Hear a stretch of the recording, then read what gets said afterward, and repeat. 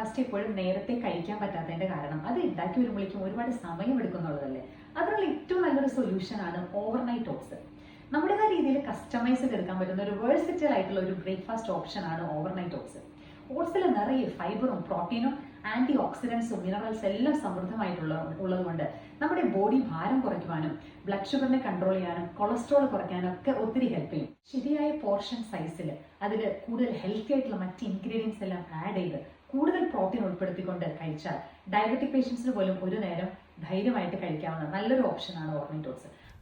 Overnight oats ഉണ്ടാക്കാനായിട്ട് ഏറ്റവും നല്ലത് റോൾഡ് ഓട്സ് അല്ലെങ്കിൽ റോൾ ഓൺ ഓട്സ് ആണ്. അത് ഓൾറെഡി സ്റ്റീംഡ് ആയതുകൊണ്ട് നമുക്കൊരു പച്ചക്കുത്ത് ഫീൽ ചെയ്യില്ല. കാരണം നമ്മളിത് വേവിക്കാതെ സോക്ക് ചെയ്തിട്ടാണ് കഴിക്കുന്നത്. അതുകൊണ്ട് നല്ല പ്രോപ്പർ ആയിട്ടുള്ള ഓട്സ് സെലക്ട് ചെയ്തില്ലെങ്കിൽ നമുക്ക് അതിൻ്റെ ടേസ്റ്റ് ഇഷ്ടപ്പെടണമെന്നില്ല. ഇനി റോൾഡ് ഓട്സ് കിട്ടാൻ ബുദ്ധിമുട്ടുണ്ടെങ്കിൽ ക്വാക്കേഴ്സിൻ്റെ പോറിഡ്ജ് ഓട്സും നല്ലൊരു ഓപ്ഷനാണ്. നമ്മളിപ്പോൾ സോക്കാൻ ഉദ്ദേശിക്കുന്ന പാത്രത്തിലേക്ക് ആവശ്യത്തിനുള്ള അളവിൽ ഓട്സ് ചേർക്കുക. ഒരു 5-6 ടേബിൾ സ്പൂൺ ഇനഫായിരിക്കും.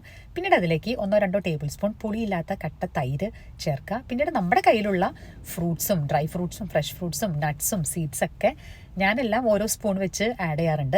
നാട്ടിലൊക്കെ ആണെങ്കിൽ നല്ല പഴുത്ത മാങ്ങയോ പഴുത്ത നേന്ത്രപ്പഴമൊക്കെ കിട്ടാനുണ്ടെങ്കിൽ അതൊക്കെ ഒന്ന് ഇട്ട് കഴിച്ച് നോക്കൂ കേട്ടോ, നല്ലതായിരിക്കും. പിന്നെ ഒരു 1/2 ടീസ്പൂൺ ഹണി ചേർക്കും. പിന്നീട് ഒരു പിഞ്ച് സിനമൺ പൗഡർ അല്ലെങ്കിൽ കറുകപ്പട്ടയുടെ പൊടി നമ്മളുടെ ഫാറ്റ് ബേൺ ചെയ്യാനായിട്ട് ബാഡ് കൊളസ്ട്രോൾ കുറച്ച് നല്ല കൊളസ്ട്രോളിൻ്റെ അളവ് കൂട്ടാൻ സഹായിക്കുന്ന നല്ലൊരു സംഭവമാണിത്. ഇപ്പോൾ വെയിറ്റ് ലോസിനൊക്കെ ആഗ്രഹിക്കുന്നവർ രാവിലെ വെറും വയറ്റിൽ ഇളം ചൂടുവെള്ളത്തിൽ ഒരു പിഞ്ച് സിനമൺ പൗഡർ ഇട്ട് കുടിക്കുന്നത് നല്ലതാണ് കേട്ടോ.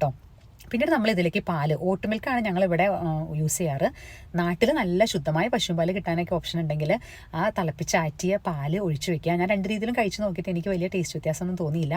ഓട്ട് മിൽക്കാണ് കുറച്ചും കൂടെ ഒരു പൊടിക്ക് ടേസ്റ്റ്.